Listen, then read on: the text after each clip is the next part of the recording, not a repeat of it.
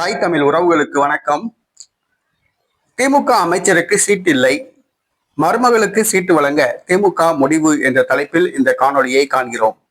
ஒரு திமுக அமைச்சருக்கு சீட்டு இல்லை, அவர் மருமகளுக்கு சீட்டு வழங்குறாங்கன்னா அந்த அமைச்சர் யாருன்னு தெரிந்து கொள்வதற்கு ரொம்ப ஆர்வமா இருப்பீங்க.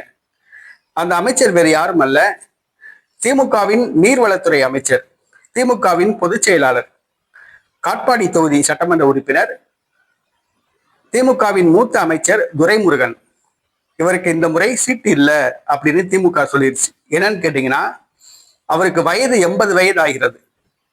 உடல்நலக் குறைவினால் அவதிப்பட்டு வருகிறார். சுவாச கோளாறு, நீரிழிவு வியாதி, இதய பிரச்சனை, நரம்பு தளர்ச்சி, ஞாபக மறதி போன்ற நோய்களால் அவதிப்பட்டு வருகிறார். 88 வயசு ஆயிடுச்சு. போன தடவையே காட்பாடி தொகுதியில 600 ஓட்டுகள் வித்தியாசம் தான் ஜெயிச்சாப்புல.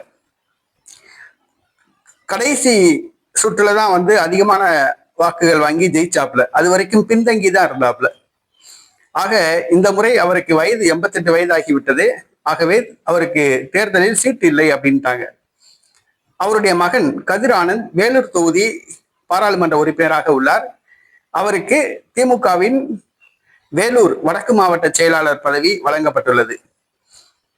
அந்த காட்பாடி தொகுதிக்கு சீட்டு இல்லைன்னா, அப்ப அந்த காட்பாடி தொகுதியை யாருக்கு கொடுப்பீங்க? எங்க குடும்ப உறுப்பினருக்கு கொடுங்கன்னு சொல்லி துரைமுருகன் கேட்டிருக்காப்புல. அதனால துரைமுருகன் அவர்களுடைய மருமகள் சங்கீதா அவர்களுக்கு காட்பாடி தொகுதியில் போட்டியிட திமுக உறுதியளித்துள்ளது. ஆகவே இந்த முறை அமைச்சர் துரைமுருகனுக்கு சீட்டு கிடையாது, வயசாயிருச்சு.